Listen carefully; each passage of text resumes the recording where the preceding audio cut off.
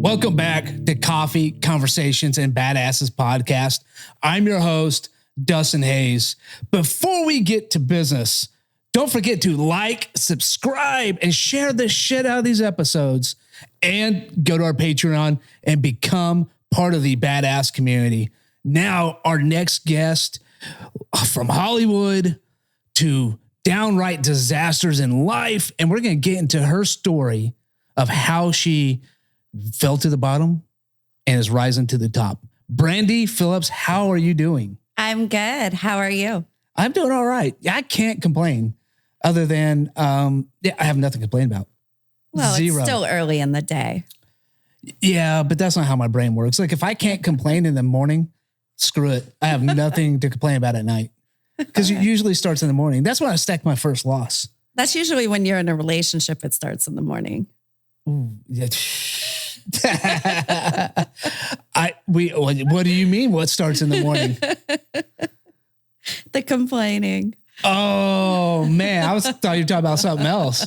I was like, like how we start this day off right? Like you didn't squeeze the toothpaste right. You didn't make the bed. Oh, you didn't give me sex in the morning. It's the complaining. It's a woman thing. I just had flashbacks to being married. Am I right? Yeah, no, you're right. I forgot what it's like to be in a long-term relationship. Yeah. And now I'm probably going to go another 6 years without it. I traumatized you. You did again. Now the years of therapy have just been unraveled by one sentence. And we just started this show. You're welcome. Thank you. I appreciate it. So you grew up in San Fernando Valley. Yeah, fucking. I knew I was going to fuck it up. But yeah, it's all right. And your life has not been an easy one by any stretch of imagination, especially as a kid. No, it has not. Yeah? No. What happened to you when you were younger? Where do I begin? In all honesty, it all started when I was 14. So up until then, I had a really great life. I had 2 loving parents. I had my brother. I had 2 half sisters. We lived a great life. My dad built cars, was into low riders. We built literally old cars from the ground up, paint, everything. I was in the garage with my dad every day. He always said I should have been the boy and my brother should have been the girl. How did your brother take that? He didn't care. He just drove the cars. He's like, whatever.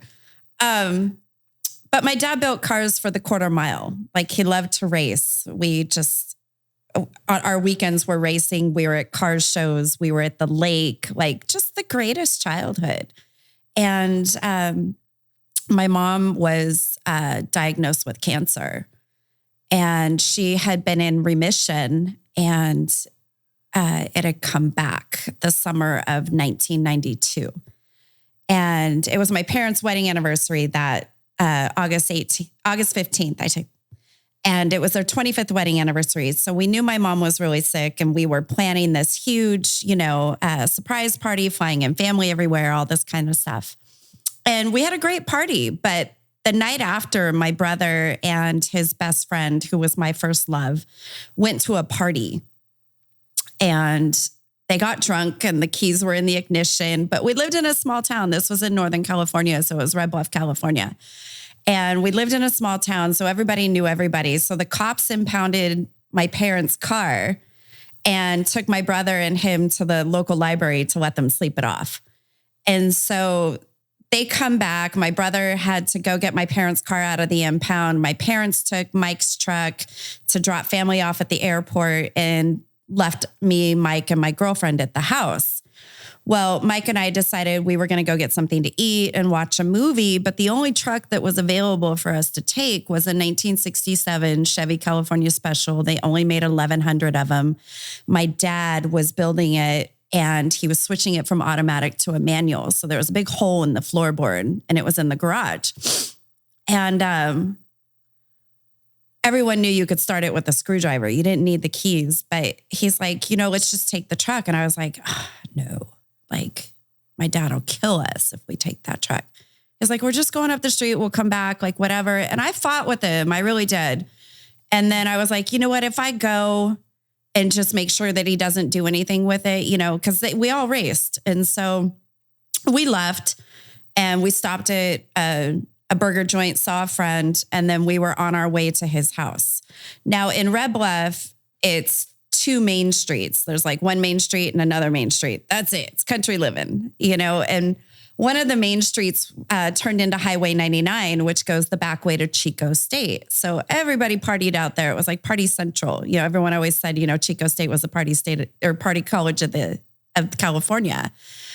And 2 guys that were on the run from a stolen vehicle and attempted to rape 2 girls. One of them had the same name as me and was almost the same age. Had gotten past a roadblock on I-5 and had gone through town to take the Highway 99 the back way.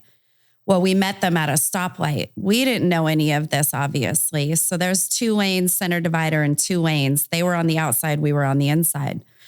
And they were yelling, screaming, like, let's race, let's this, let's that. And I kept looking over at Mike and I was like, no, like, don't, like, let's just go. And so we took off. And we took off really fast and just to get away from them. And I didn't have my seatbelt on, thank God. But at some point, they had rammed the side of my door on the truck, like hit us and rammed it, which had sent us into the center divider, but also at a slide.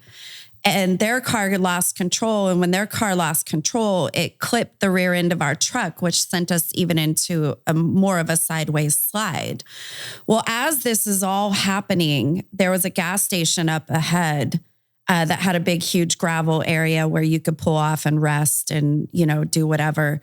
There was a diesel truck with a Caterpillar attached to the back of it that was going across our 2-lane center divider to go the opposite direction.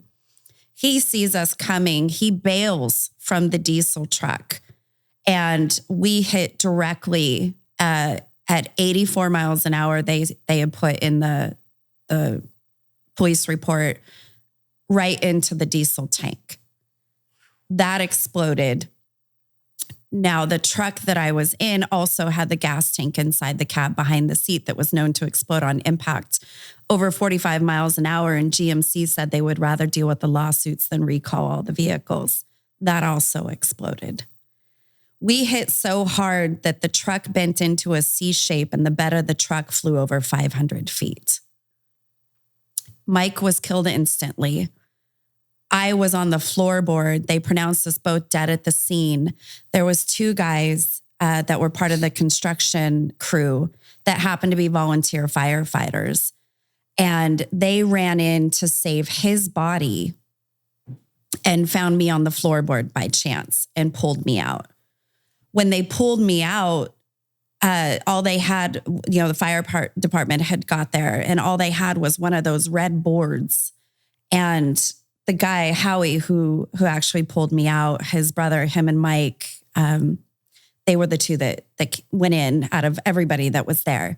He laid me on the board and he said, as they were strapping me down, he said, I broke the straps on the board and I got up and I ran back into the fire to get Mike. I was screaming for him. And he ran back in the fire after me, pulled me out. And at that point, the ambulance was there. And all I remember from that point is just seeing the ambulance doors as I was being rolled into the back of the ambulance. As all of this is going on, my parents are at Sacramento Airport seeing off family. And my neighbor was this old man who sat in his garage and he had a police scanner because his wife had died. So that's all he ever did was just listen to everything that went on in town. And my aunt had showed up at the house and he obviously knew our vehicles, ran across the street and told my aunt, because they had said we were pronounced dead, told my aunt what was going on, called my mom at the airport. They paged my parents at the airport, told my parents that both of us had died in a car accident. 5 minutes later, they heard it on the police scanner that I was being taken to the local hospital, and they called my mom back at the airport and said, your daughter's alive. She's being flown to UC Berkeley Burn Center.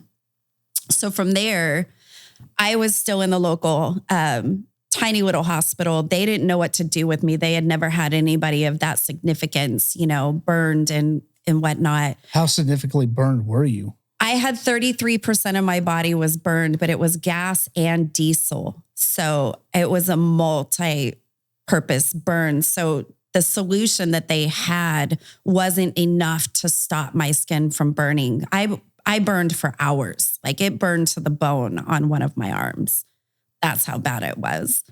But I woke up to Mike's sister and her boyfriend, and she was crying because there was nobody else to be there for me. And I just remember asking her, like, what's happening? Like, I don't know what's going on. Like, what's happening? And she's crying. And next thing you know, I'm fading. I kept fading in and out. And they finally sedated me. And they transported me to the local airport.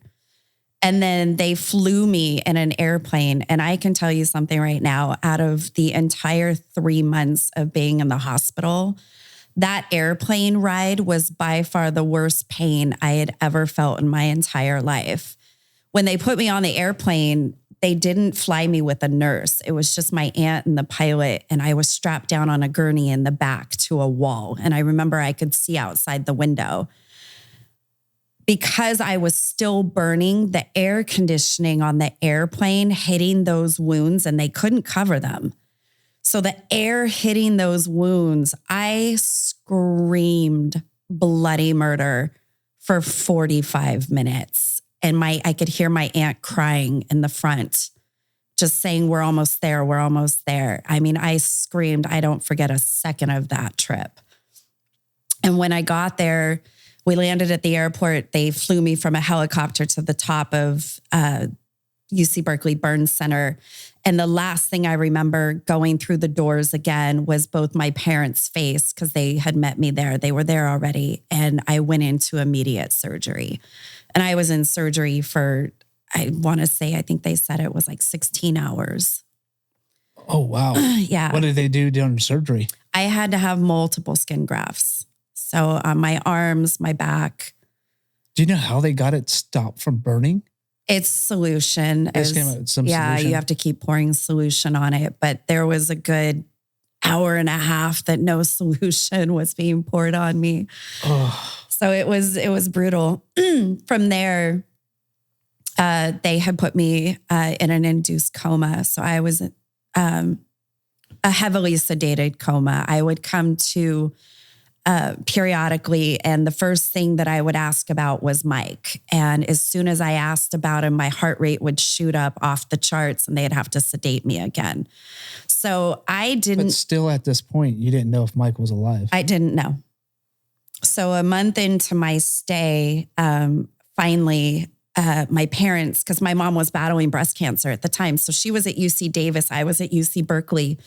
And they had rented a house, but I never saw my parents. I was in there by myself because my dad was having to take care of my mom. My mom was dying. So here my dad has his daughter fighting for her life and his wife dying of cancer at the same time.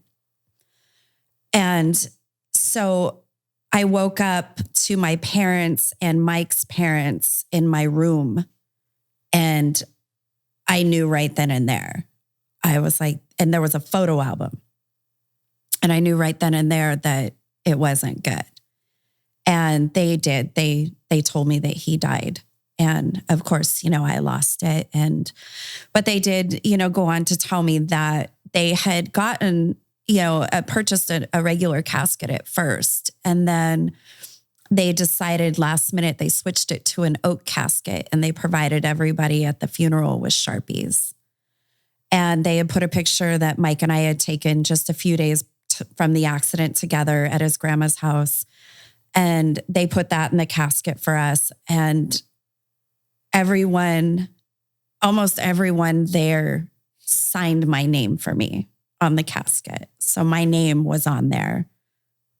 I don't even know how many times it was on there, but it was on there for me. So I was thankful, to know that, that everybody, did that for me while I was fighting for my life. But from there, because I was in the hospital by myself so much, I took a liking to this nurse. His name was Jacques. He was this older Black man. He's probably in his 70s. That's a cool ass name too. Yeah, Jacques.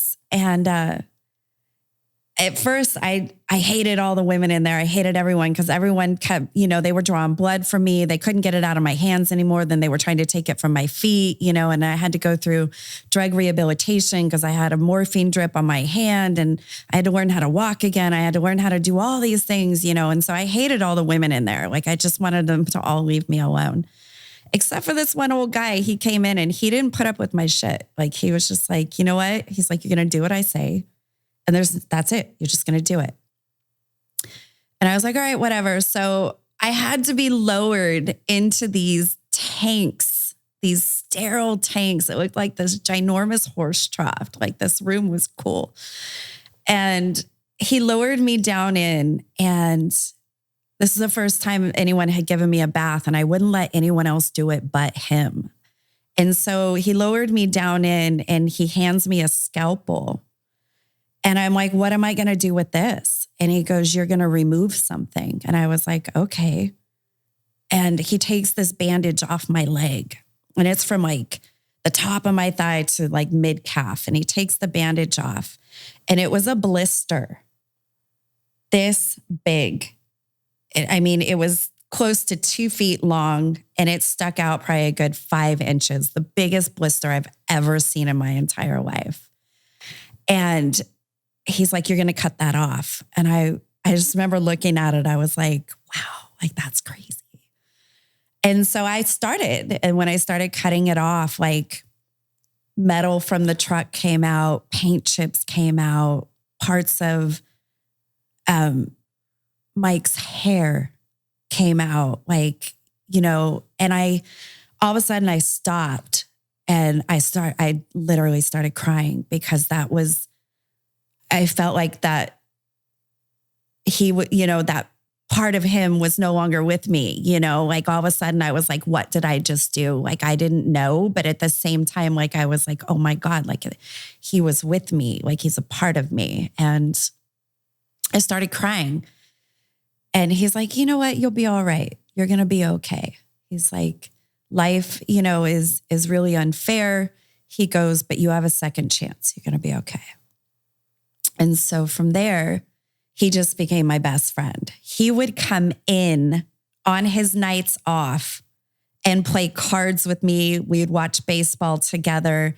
Every milkshake, because I had to have tons of protein, every milkshake was a different color every time.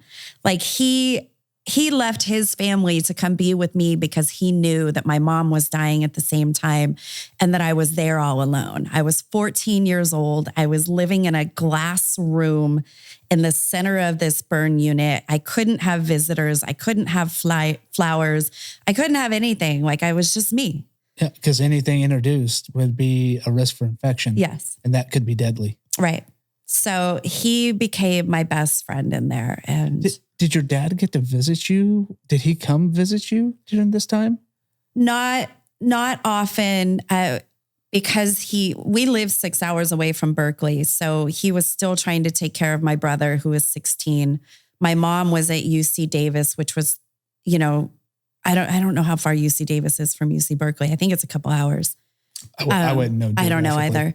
But he was with my mom. So, and then he was traveling back and forth. And I remember there was one night, he did call me every day. I did talk to him on the phone, but there was one night where he was exhausted. He had just left UC Davis and he had to go home, and he had just gotten home, and I called him and I was like, Dad, I go, can you please come be with me? And he goes, I just got home. And I said, I know. I go, but like, I need you to come be with me. My dad got in the car and he drove 6 hours back just to be with me. And in the 3 months that I was in the hospital, I saw my mom twice and my dad 3 times. And that was it. So your mom came and visit you in the hospital? She was there the first time that I was wheeled in, and she came in the second time when Mike's parents came to tell me that he died. Wow. Other than that, my mom was never well enough to come see me. She was in the hospital herself. Right. And I take it she eventually succumbed to cancer while you were in the hospital? She already had it when the accident happened. So right. yeah. Did she pass away while you were in the hospital? No, I ended up fighting my recovery. I pushed it and I was able to get out of the hospital early because my mom was really bad. And I went home, and when I went home, hospice was already moving into the house. And they had provided a service for me as well because I was still bandaged up and, I needed medical attention daily as well. So hospice had already moved in, and my mom passed away within the first week that I was home, in our home. So that is a lot for everybody in your family to go through. Yeah. I mean, it's already hard enough to lose your mom at a young age because of cancer. Yeah. And going through that. And now you dealing with your, burns and rehabilitation, because I'm sure that wasn't easy on your dad, because your dad is torn between his wife and his daughter. Yeah. And still have his son that he has to raise and provide for. And mourning the death of Mike as well. Our families were so close. So and mourning the death like of losing Mike. a son. Yeah. Yeah. That can't. Did your dad ever come to you and tell you how he handled that? Like how he was doing? I mean, No. he has to be strong for everybody. He didn't. Actually, my dad, when my mom passed away, right before she took her last breath, my dad was begging me to go take a bath. He's like, you need to go take a bath. You're going to get infected. Like, you need to go. And I kept fighting him on it. And finally, one of the nurses came over and said, you need to go do this. And so I looked at him and I said, I don't want to leave her side. Like, I don't want to leave until she passes away. And he's like, just go take a bath and come back. And so I went in and I took a bath. And I sat down on the toilet and I'm unwrapping my arms. And you know how you have space at the bathroom door. Mm-hmm. I was looking at the bathroom door, just like that door. And all of a sudden it felt like somebody had just kicked me in the chest. Like the worst chest pain I had ever felt in my entire life. And all of a sudden I knew, I was like, my mom just died. And I see my dad's feet at the door and he knocks on the door and he's like, you need to come out. My mom waited not even 5 minutes after I left her side, and I had spent 2 days by her side to pass away. She didn't want to do it in front of me. And so from there, we had the funeral. I had to fulfill my mom's wishes. She wrote this letter on her deathbed, and that letter was for me and my girlfriend to do her hair and makeup for her because that's something I always did, as a cancer patient. She had me do her hair and makeup, and, that was our mother-daughter time. And so she asked that I do that, and I did. It wasn't easy, but I did it. And then we had the funeral, and I chose not to speak at the funeral. My dad didn't speak. My brother didn't speak. It was just friends and family that spoke. And I was okay up until Mike's sister, at the end of the funeral, she looked up and she said to me, she said, if you share your brother, I'll share my mother. And I lost it because I had never thought about it. She lost her brother. I lost my mom, all within a 3 months time, less than 3 months. And I lost it. And the cool thing about where my mom was buried was this elderly woman had given up her plot for my mom and Mike to be buried almost next to each other. They're one headstone away from each other. So they're together. But knowing all of that and her saying that really sent me over the edge. And I look over at my dad, and my dad is he lost it too. Like, just, that's when it all hit us, that this is real, like this is really happening. Like, and so we all left and we went home, and I never knew what was in this letter that my mom had written. I knew what the first couple of things were because my dad told me, but I never knew what was in this letter that my mom had written. I never saw it. And I was home and I was in the front room and I hear this gunshot go off. And I was like, holy shit, like what the hell? And so I run back in the bedroom and it's my dad and he's drunk. I mean, wasted. And he has a gun in his mouth. And I'm looking at him and I'm like, what are you doing? And he's like, I don't want to live anymore. I don't want to be here. I can't handle this. And I said, I need you. Like, what are you doing? Like, I freaked out and I ran in the kitchen and I called 911 and 911 came and they took him away on a 5150. And then it's just me left there because my brother just lost his mom. His best friend is dead. His sister was burned. You know, his dad is just mentally lost it. And my brother was never around. He was never home. He was off 4-wheel driving or racing or doing whatever he needed to do to cope with everything that happened. So I was left in this house for 2 days by myself, still seeking medical attention. And my dad comes home and he says, I'm going to go to your grandma's house for a little while. I'll be back. Packs up his bags and he leaves.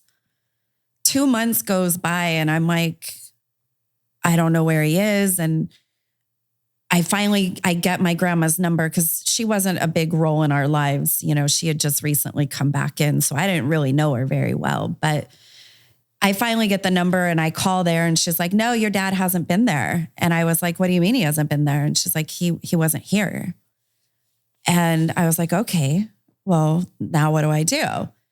And so I call my mom's best friend and my dad answers the phone. And I hang up immediately. 8 hours later, my dad shows up at the house and he sits down in front of me and he puts the letter on the table and he pushes it in front of me. And he said, read this. It was my mom's death letter. And so I'm reading everything and it gets down at the bottom and it's at the bottom where it asks my dad to be with her best friend because she didn't want my dad to be alone. And my dad explained to me this is why he tried to commit suicide was because he couldn't handle the fact that my mom was asking that of him on our deathbed. Like he loved my mom. Like my mom was his world. And he was choosing death over it, but then decided that he couldn't do that to me. So he went and he spent his life with her. So he packed up his stuff and he left again and left me and my brother there. And that was it. Like he just dropped. I mean, I don't even have any good words to say of how even to put this. He just straight up dropped you kids and said, boom, I'm following the wishes in her deathbed. And just, she forget about you kids. And he was out of your life at that point at 14. Yeah, he left. Wow. Yeah. I mean, he paid all the bills in the house, but as far as food and things like that, we literally had to fend for ourselves. So he would pay the mortgage or rent or whatever it was. So you had a house to stay in, but he wasn't present after that. No, he was living here in LA. Yeah. Wow. Yeah. Well, we're going to take a break and we're going to come back and we're going to hear the rest of your story. Stay tuned because the rest of her story is just going to get even more crazy as her life goes on. And we're going to find out how. But we couldn't make this possible without our sponsors, Next Level Lender and Red, White, and Badass Brew. Coffee as bold as American spirit. We'll see you back here in just a few minutes. Hey, Cat Badasses. Our Patreon is live and accepting memberships right now. And for only $3 a month, you get some cool benefits with it. Chance to win Red, White, and Badass Brews coffee every month and exclusive content, just to name a few. So go to the link, go to our Patreon account, and become a Cab Badass member.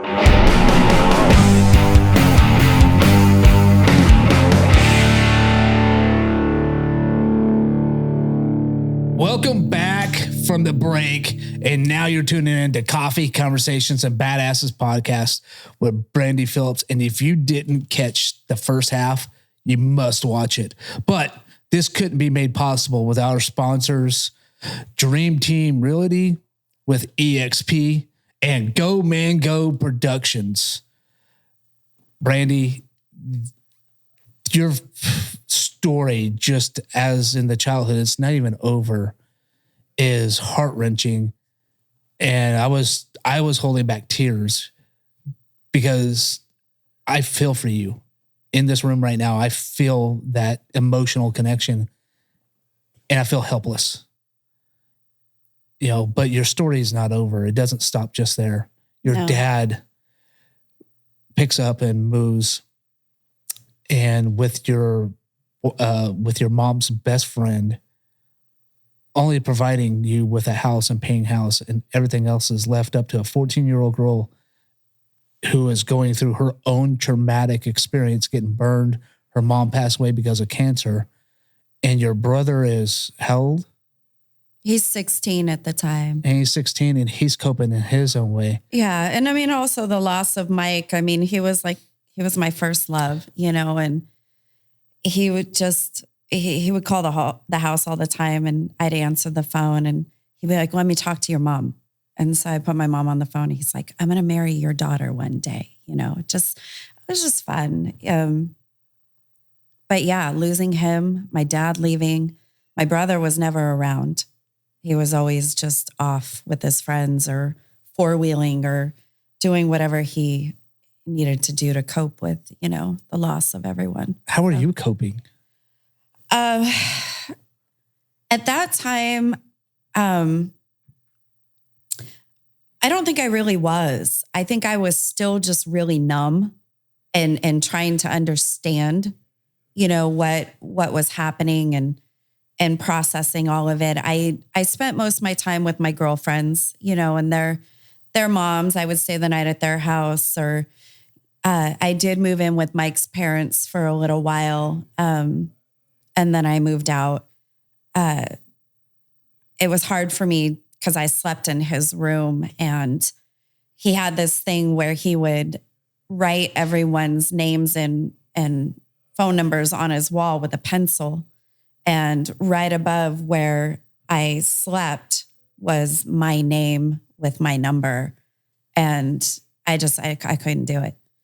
So I moved out of there, and I went back home. And at that point, my brother had moved in drug dealers, full-on drug dealers. And that's how he was paying the bills, whatever he needed to pay. And one night I was with my girlfriend, and where we lived, my mom had a fetish with roses. So we had a huge courtyard. There had to have been 150 bushes. We had a big, huge pool with a slide and a diving board. It was beautiful. You know, my mom had built water fountains, all kinds of stuff. And we had a gate. Our house sided to a park. And we had a gate that led up into the park. And my bedroom, we had turned the garage into a family addition, and my dad had built a garage in the back for all the cars and stuff. And so we had a gate that went all the way up to the front where the garage used to be. And my bedroom window was the very first window by the front door. So I had a straight shot at the gate when I looked out my window. And it's like 4 or 5 in the morning. Everyone had been up doing acid the night before. They partied in the park. I mean, it was wild. And my girlfriend and I are in my bedroom, and I hear the lock on the gate jiggle. And I was like, what the hell? There's somebody else here. And I look out, and when I look out, I see this blue hat that says Tide. And I knew right then and there, I was like, oh shit. Like, this isn't going to be good. And I grabbed my girlfriend, and I go, come on, let's go. We have to go. And so I grab my girlfriend. We go in my bathroom, out my bathroom window, around the pool, out the side gate, and up to the top of the hill at the park. And I watch drug reinforcement raid my house. My brother goes to jail. Wow. Yeah. Wait, so you just saw the hat Tide, And that was enough to give you the inclination? I knew who Tide was. Yeah. I knew who Tide was. So I already knew right then and there. I knew we had small town, you put a drug dealer in your house, you're guaranteed you're getting busted. It doesn't take long for them to figure it out. So sure. And people coming in and out of the house. In and out all of the time. house, Yeah. the neighbors. Yeah. They know that both of our parents were gone. My accident was the biggest thing to ever happen there. So everybody knew me. They knew Mike because his family owned the optical center.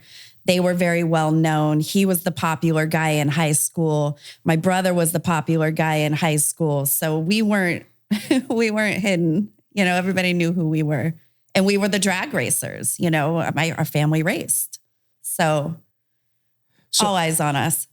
So your brother goes to jail. What happens to you?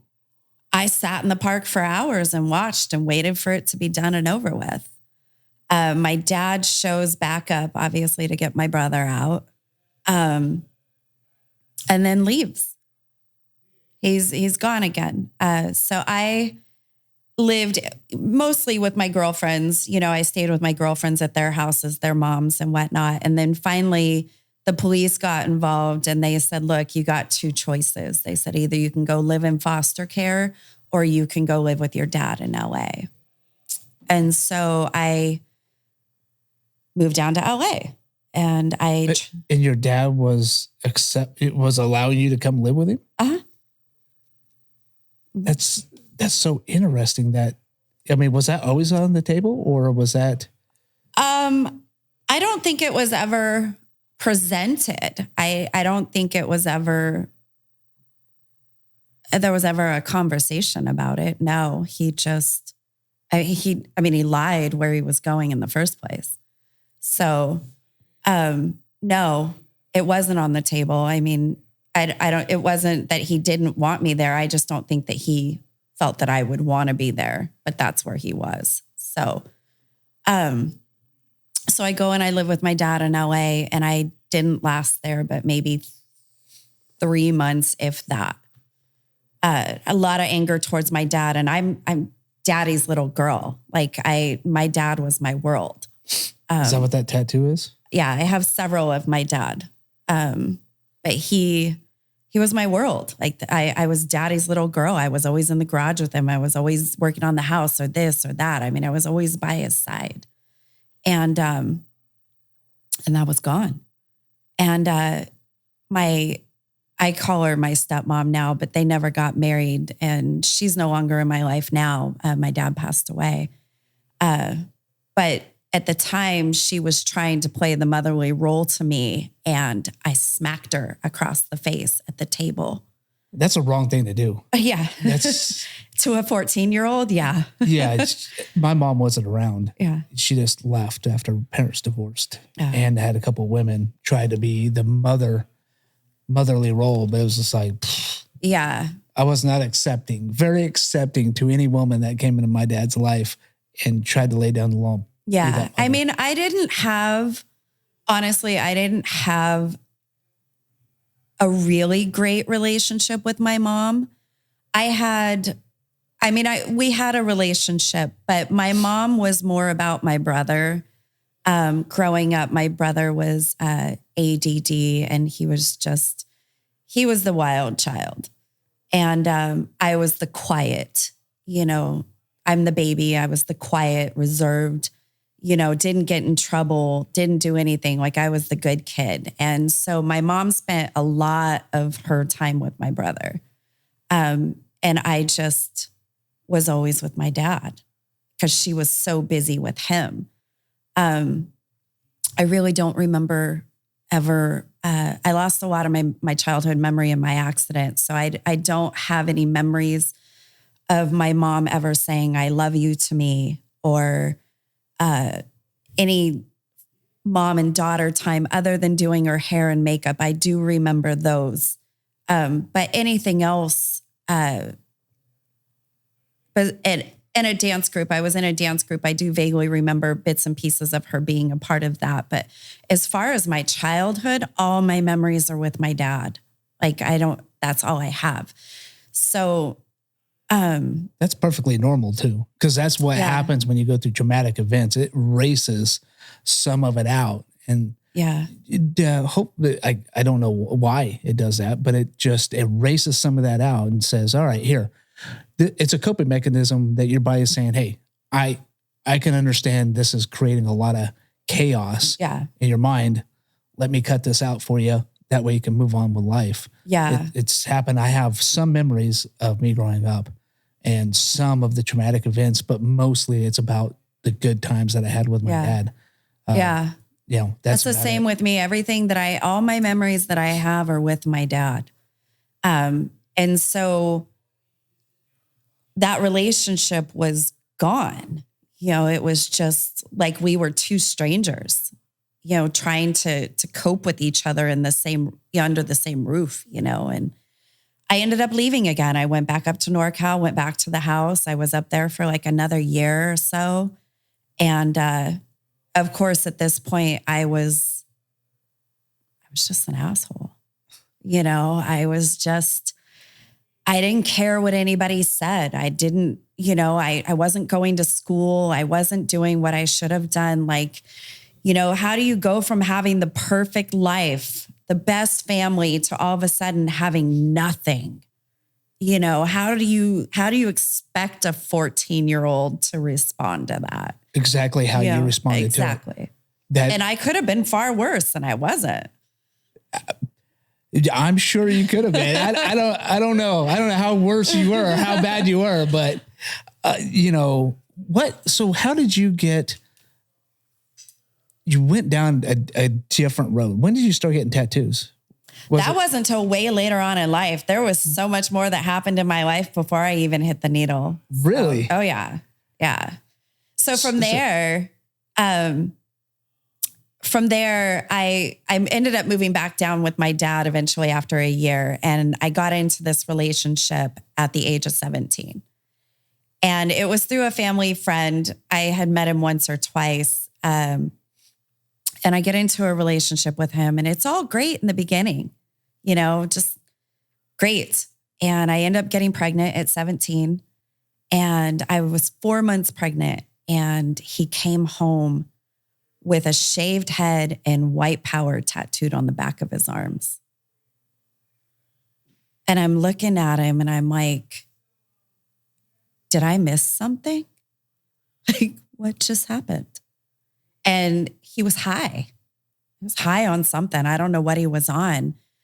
And he just left. And I remember sitting there just like trying to understand like what is going on. Like, I don't know what's happening right now.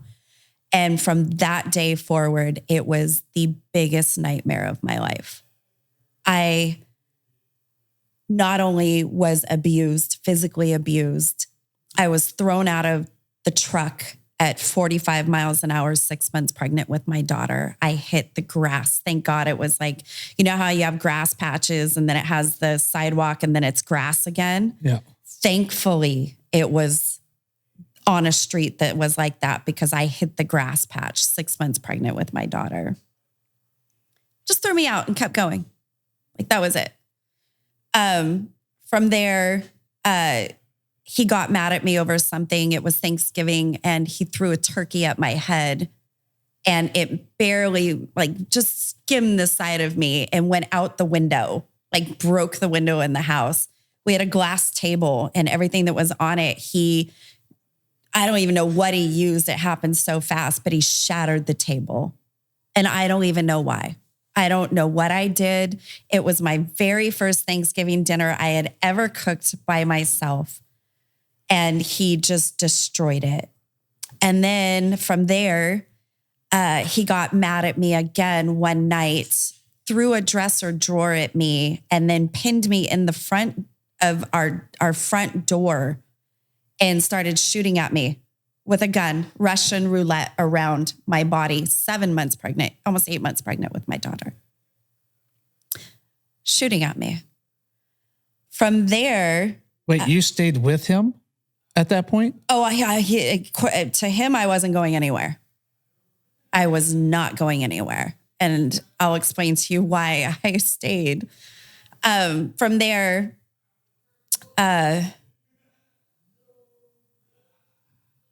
what happened from there? From there, I ended up having my daughter, and he was okay for a while. He was okay.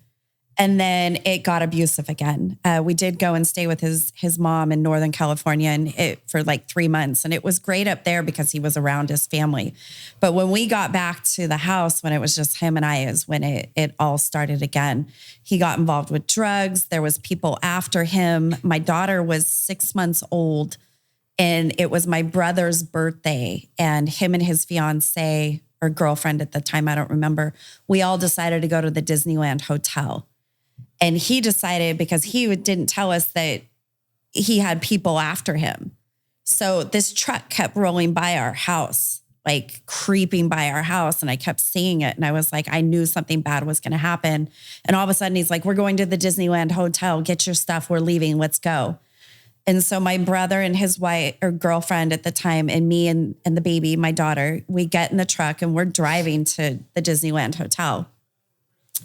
And we get there and we get a room, and he goes immediately downstairs to the bar, being an alcoholic, goes down to the bar with everyone. I'm not old enough. So I'm in the room with my daughter by myself, and they all go downstairs.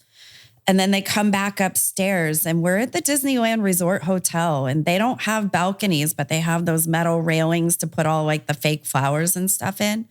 He takes the window out of the hotel room, stands on the railing in his underwear with my daughter in his hands, 6 months old, and is threatening to commit suicide for the two of them. The whole Disneyland hotel gets shut down. Fire department comes in. He goes to jail. They get him out. He goes to jail. My brother and I call my dad. My dad comes and rescues us from Anaheim, takes us home.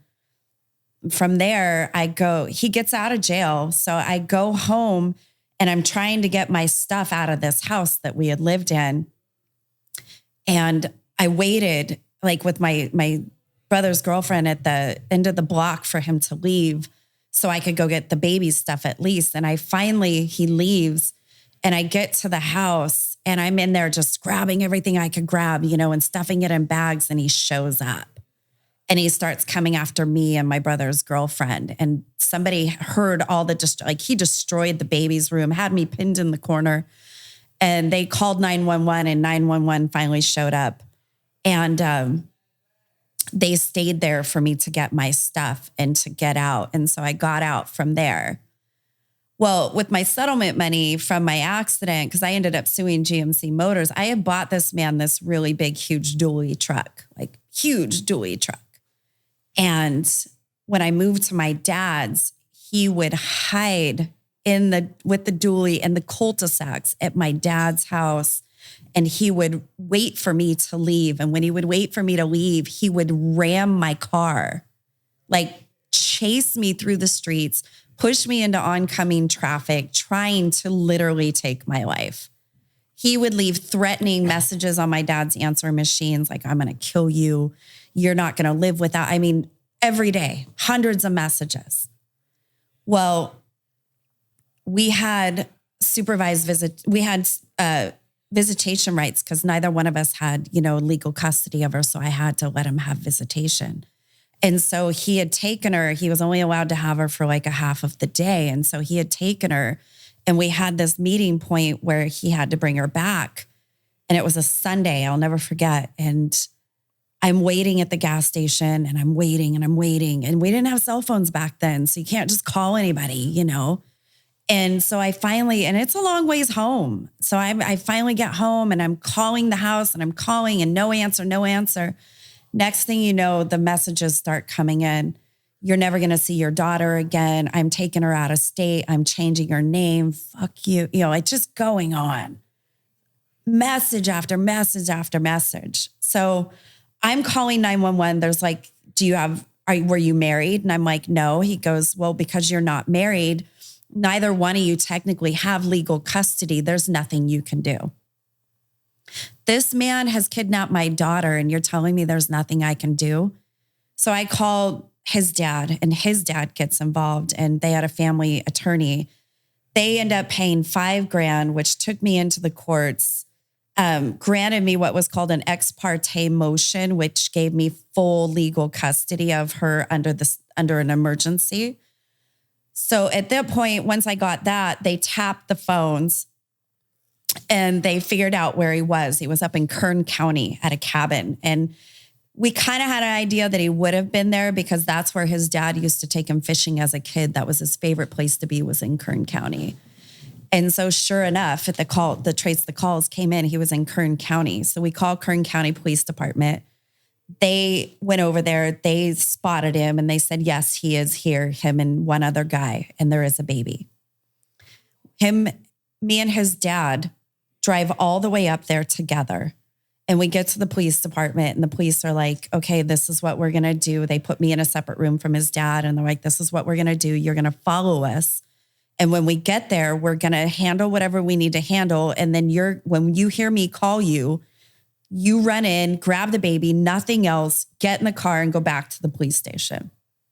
So I said, okay, I'm 18 at this point, terrified. So I'm driving behind them. I'm bawling my eyes out, not knowing what I'm going to walk into. And sure enough, I hear all of the yelling and screaming and I'm in my car. And then I hear the cops say, go. And so I run in and I come around. You come around like this driveway and you come around and there's a picnic table before you go in the door. And the friend is on the picnic table face down and my ex is pinned against the wall with the cop's got his hand in his neck. And I come around the corner and we locked eyes with each other and he looks at me and he goes, I'm going to kill you. And the cop goes, just go. And so I grabbed my daughter, got in the car and I drove back to the police station. So they handled him. They did whatever they needed to do for us. He ends up going to jail for like 9 months, I think it was. For kidnapping? For kidnapping, yeah. So 9 months, he goes to jail and he gets out. Comes after me for visitation again. So they end up giving him supervised visitation rights. So he had to be at my choice of a location with one of his family members and my family members and a mediator. And we made it so I wasn't involved because clearly he was after me. It wasn't my daughter. He didn't give a shit about her. He wanted to get near me. And so they gave it to him with the fact that either he showed up drunk, high, or whatever 3 times, or he missed 3 visits. All rights were terminated until she was 18. And at this point, they had granted me a lifetime restraining order. And those weren't given out very often. And so I had a lifetime restraining order on him. And so he never showed up after that. And I literally lived in fear, like everywhere I would go. And my daughter, I couldn't take her out anywhere. She would only go to my brother and my dad. Like she was terrified of men. I don't know what he did to her, but she had diaper rash so bad between her legs it was blistering. She was so malnourished. I didn't see her for 5 days.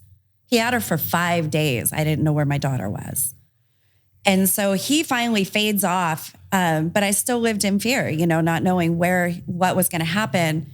And then eventually I got a letter from prison, and it was from him saying how sorry he was, and that he wishes me nothing but the best. And he hopes that one day I can forgive him, and just this peace letter. And then I never heard from him ever again.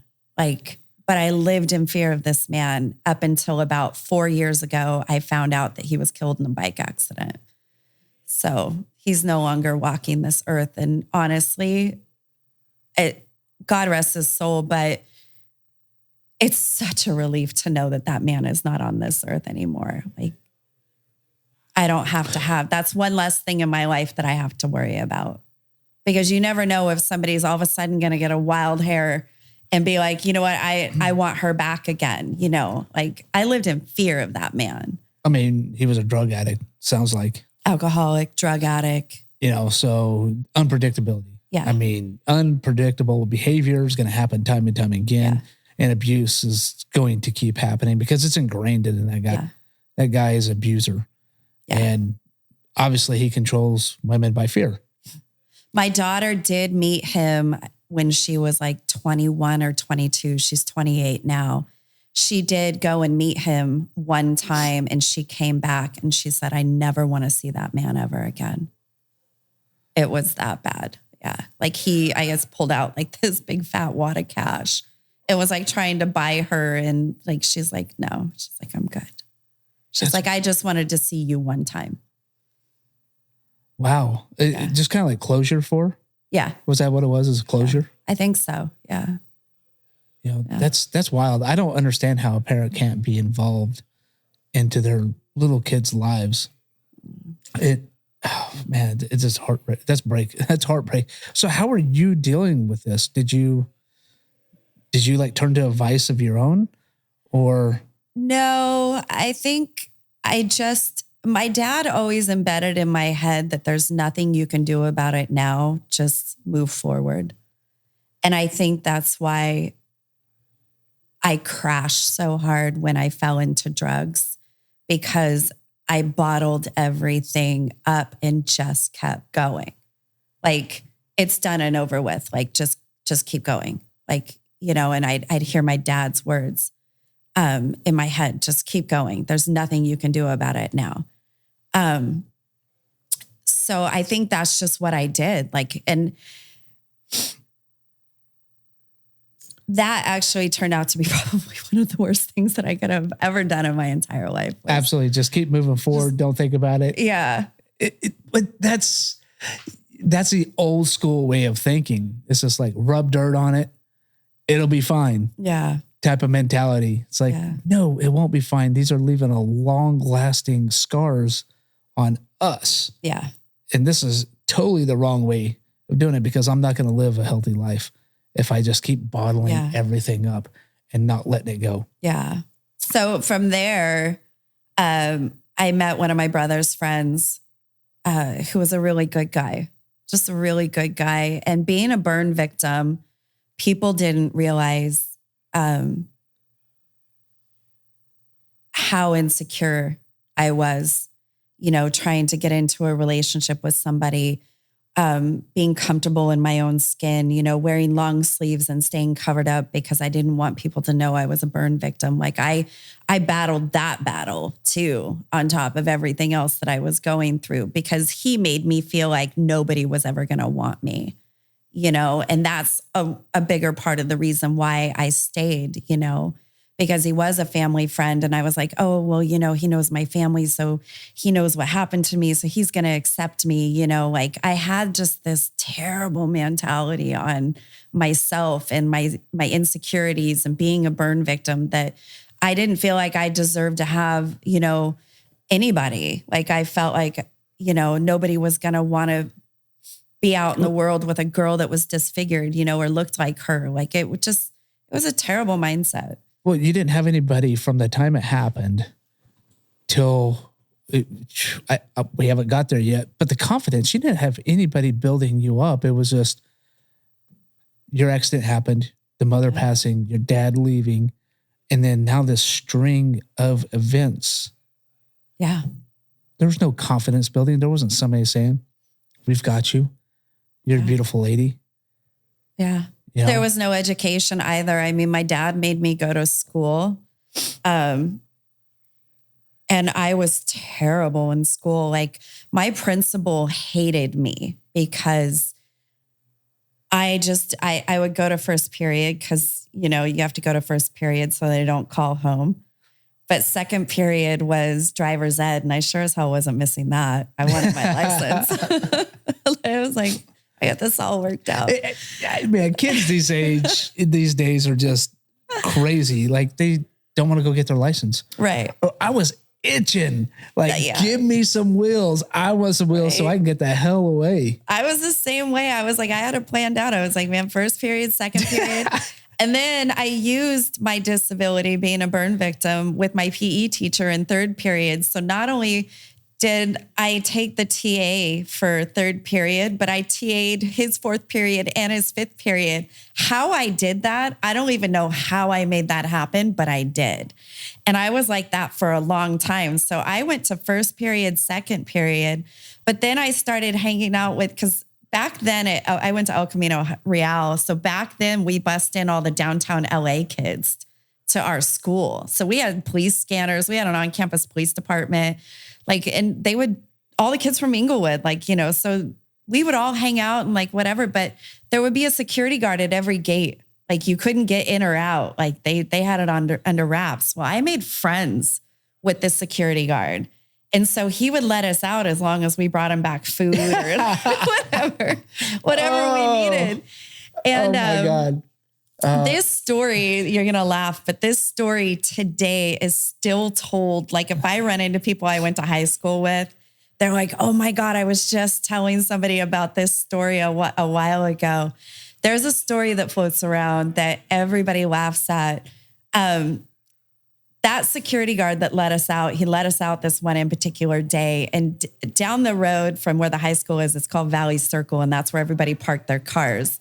And my girlfriend, Nikki, and I, we had gotten out the gate and we were walking down the sidewalk. And all of a sudden I hear my principal, Miss Davila, running in her heels. And she always wore those 3/4 pencil skirts. And you hear it. So it's like really quick, like click, click, click, click, click, click, click. And then I hear the walkie-talkie. She's calling for backup. She's coming after me. And so I turn around and I look and I was like, oh shit. So me and my girl, Nikki, we start running.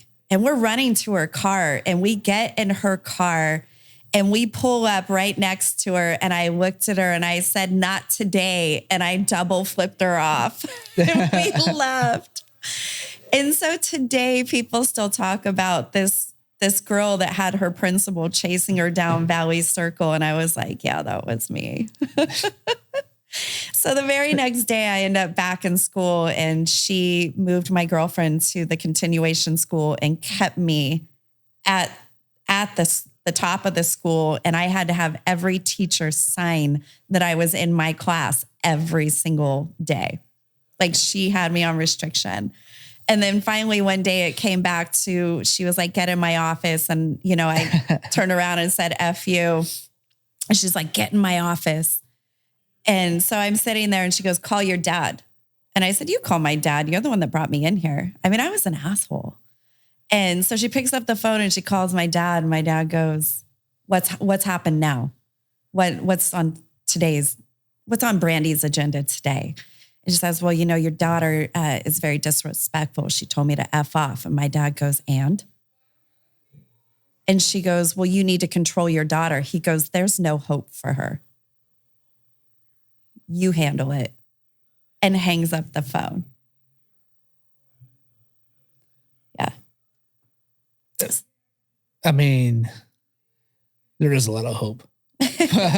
Later down the line. Down the line, yeah.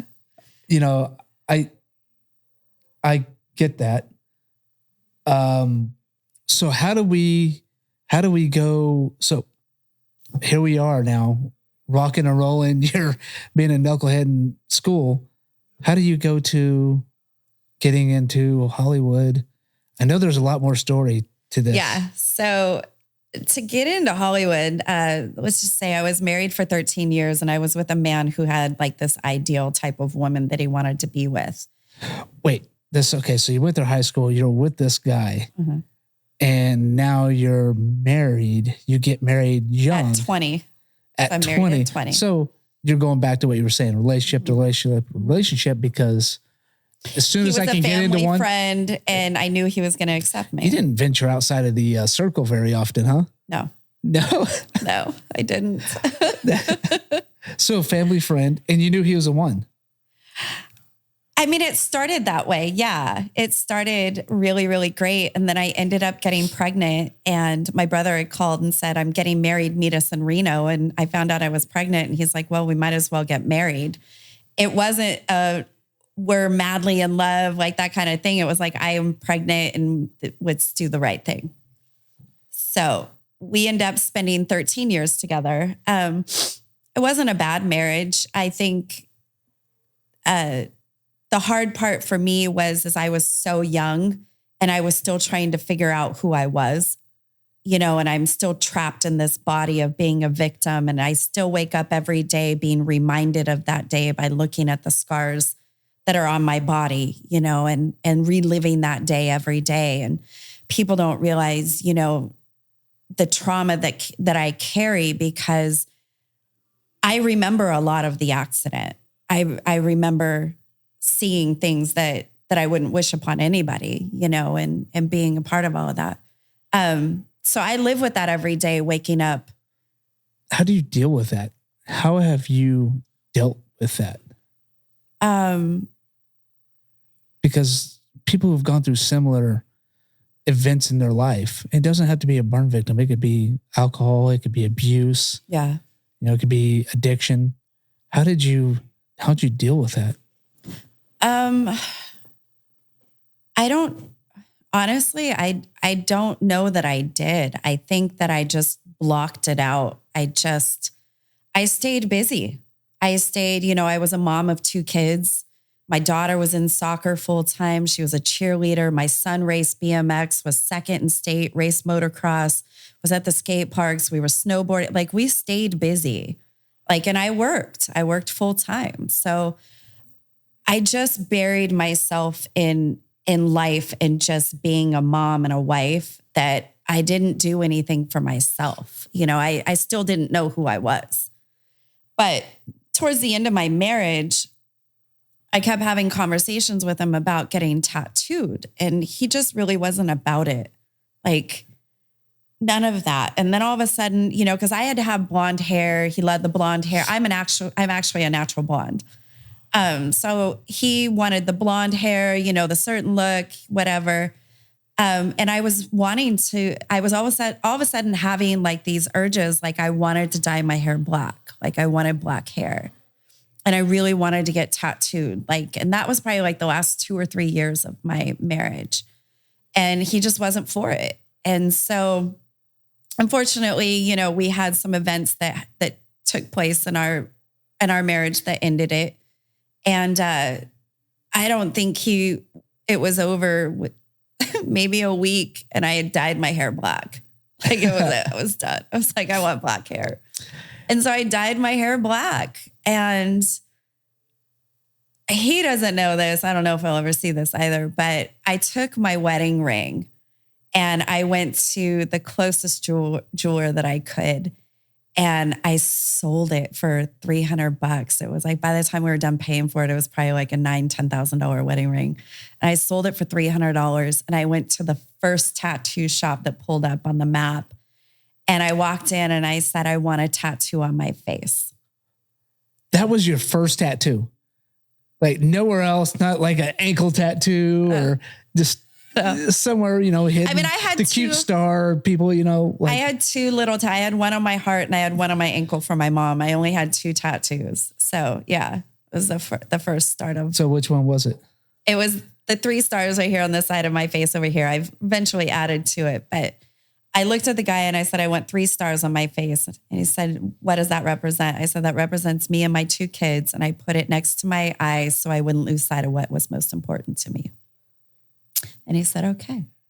Because he wasn't really keen on tattooing my face unless I had a really good reason why I wanted what I wanted. And so he's like, no, that's justifiable. Let's do it. Well, as I'm getting tattooed, I had a 3/4 sleeve on. So this burn goes all the way down to here, right here. Yeah. And you could see a quarter of it. And this other tattoo artist was like, hey, is that a burn? And I said, yeah. And he said, have you ever thought about tattooing over them? And I said, well, I didn't know you could do that. And he goes, well, I don't know if you can either. He goes, but it's not going to hurt to try, right?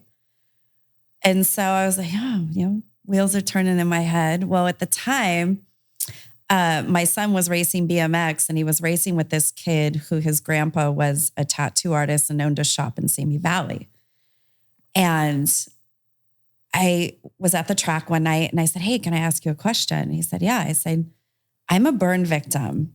And I said, I have all these scars. I said, can you tattoo over them?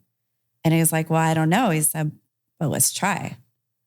And I was like, all right. So instantly it was this bond between the two of us. Like he was down for this project and I had the body for it. And he was, just gung ho. I sat for 6 days straight for like two and a half months, I think it was, before I got sick. I had to take a break. But I sat for 3, 4, 5 hours every day, just powering away at every single burn. And the more that they disappeared, the more I was like, no, we're doing more. Like we were both so like mesmerized by how well the ink took to them. Like my skin took it very well, but how well the burns took it as well. Because we had no idea if they were going to bleed out or if they were going to turn into a mess or whatever. We had no idea, but it didn't. Like he did an amazing job. And so all of a sudden, every inch that's getting covered, I'm getting a piece of me at the same time. Like it's like this just amazing transformation. And I'm the light inside of me is becoming brighter and brighter and brighter. And the smile on my face is becoming bigger and bigger and bigger. And the clothes that I'm wearing are becoming less and less and less. I'm wearing t-shirts now. And then all of a sudden I'm wearing tank tops, which I hadn't worn, unless it was around my close friends and family that knew I was a burn victim. Like it just was, I was able to do it. And people weren't staring at me like I was some alien, like this deformed. Tattooing was a type of therapy for you then. It was instantly my therapy. It changed my whole entire life. It changed my thought process. It changed how I felt. My confidence came back. It did everything that therapy couldn't do for me. Like I sat in therapy for so long. And, I had a conversation with this therapist and I said, look, have you ever seen a body burn? And she said, no. I said, have you ever heard screams like that coming from somebody? And she said, no. I said, have you ever had a family member try to commit suicide in front of you? And she said, no. And I kept telling her all these things that I had gone through, with everything. And I said, then how is it that you think you can help me? If you have not experienced any of these things in your life, how are you going to be able to tell me to navigate my day? How? And she goes, I've never had anyone ask me that question before. I said, respectfully, this is our last session because there's no way you can help me. And I realized in the process of tattooing is where my first reality show was created, because I realized that this was my therapy, to feel that pain and watch that trauma disappear. It's never going to go away, with you, but to not see it every day was going away. Like I didn't have to be reminded every day I look in the mirror, seeing those scars and being reminded of that day. All I see now is beautiful art. And that allowed me to be able to think of Mike and the good memories we had instead of being reminded of that day. You took the words right out of my mouth. I was about to say scars to art. Mm-hmm. That's a phenomenal way of putting it, because I do believe that scars can be covered up and can be a cycle for therapy. Not the only way, but a cycle for it, because now it's no longer kind of having that power over you when you're looking into it. You look into the mirror, you just saw the scars. Now you look in the mirror, you see art, and that affects you mentally. That gives you that confidence, like, whew, and it allowed me to mourn Mike the way I needed to mourn him. I needed to mourn that day instead of just that constant reminder of the airplane ride and the glass room and, the pain and him and, that day. Like I didn't have that anymore. That's your story. And we're not even done with your story, but we're going to wrap this up and they're going to be able to hear the rest of your story on Patreon. because we are going to wrap up this interview right here and go right into the after interview. So you go to our Patreon, become a badass community member, and subscribe, like, and share. Brandie, where can people find you at? Because you have some interesting things that are coming down the pipeline, and give us just a small few things that might be coming their way. So you can find me on Instagram at either Modified by Ink. That's a new page that I just added. Modified by Ink is my new reality lifestyle show that is coming out. My co-host on the show is Queen Rock One, as well as I have a few other Ink Master artists on my panel as well. Hopefully we'll have more for that in 2024. But you can find me now on Angels and Ink. So it's 3 words: Angels, the word I-N, and then the word I-N-K. You can follow me there, and you can find updates and all different types of things that I have going on. Wow. You heard it. Stay tuned. Become a Patreon badass community member, because you're going to hear how she went into Hollywood and Hollywood took something out of her, and a scandal that's happened. So stay tuned, and we're going to find out more about Brandie. Brandie, you are a badass because you continually got dealt a bad hand. You got burned, disastrous relationships, abusive relationships, and people continually let you down along the way. But you didn't let that stop you from that burning desire. You had some addiction issues, but you didn't let that take control of the rest of your life. And you got 2 awesome kiddos out of this. But you're also giving back to the community. And that's part of going through what we do, is this transformation of all the things that we do. That makes you a badass, because you're serving others, not just serving yourself. Yeah. Thank you. Thank you, Brandie. Really. Thank you. And every badass deserves a badass cup of coffee. Especially this roast right here, F.U. California. Since you're leaving California, I figured this would be the perfect roast for you. She's going to Vegas. So stay tuned. We'll be back. And go to Patreon. If you have a heroic story and you'd like to share it, get in contact with us. Our information's in the bio. Also, don't forget to hit the subscribe, like, and share. And then I'll see you on the next episode, badasses.